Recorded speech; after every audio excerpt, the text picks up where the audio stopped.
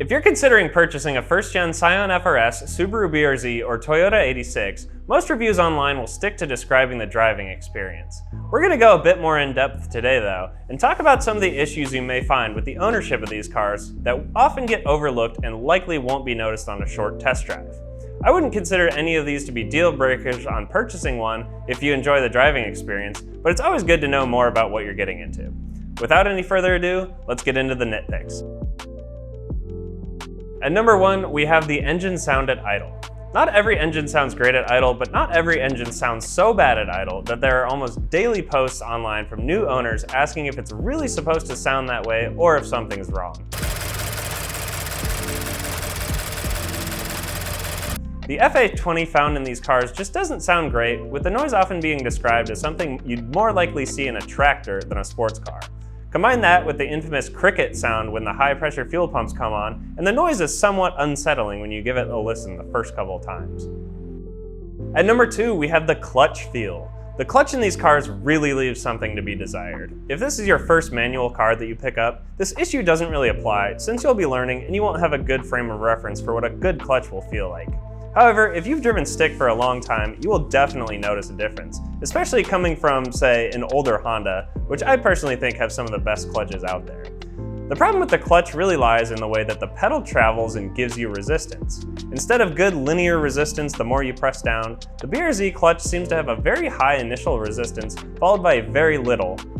I upgraded the clutch return spring in my car with one from M-Tech, which gave it more resistance all the way through the travel, but it's still missing that nice progressive feel that other cars may give. At number 3, we have the sound deadening. With this being a cheap, budget-friendly sports car, it makes sense that there wouldn't be a ton of sound deadening to be found in the cabin, but to not have any at all is a bit much.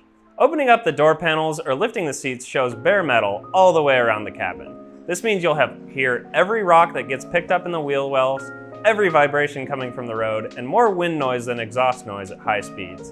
I actually added some sound deadening mats in my cabin and trunk to combat this, which was a drastic improvement. Definitely not a deal breaker, considering this car isn't exactly an upscale luxury vehicle, but it's something to be aware of.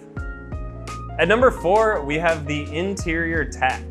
If you're coming from an older car, this issue might not really apply, but if you have a newer car with modern quality of life features and technology, keep this next point in mind. When Toyota and Subaru launched these cars, they sold incredibly well for the first 2 or 3 years, but after that, the sales figures started to drop. Being a relatively cheap car, most people who are excited to purchase one could do so right away. This means on the used market, the majority of cars that are available will be from model years 2013 to around 2016, so I'll be touching on some features you won't find in those. On all models, you won't find blind spot warnings, steering wheel buttons, auto-locking doors while driving, and don't even think about Android Auto or Apple CarPlay. Specific to the base BRZ and the non-special editions of the FRS, you won't get push-to-start, leather interior with heated seats, auto climate control, or any garage door programming. Many of these have aftermarket solutions, and some upgrades were implemented on the 2017 model year refresh, but not everyone wants to retrofit functionality into their new car. At number 5, we have the lowering. If you're eyeing one of these cars for the styling and are looking forward to having some nice fitment, just know that to get a flush look, you'll definitely need to shell out for a set of coilovers and much wider wheels at a minimum. The stock wheels are so narrow and the wheel gap is so high that lowering springs and spacers just won't cut it. Add in the lack of rear camber adjustment from the factory, and you'll probably be in a couple $1,000s to get your car looking ideal. Not everyone is looking to lower their car, so this might not apply in all cases, but definitely something to factor into the purchase price of the vehicle for those who are. If you've made it this far, thanks for watching, we really appreciate it.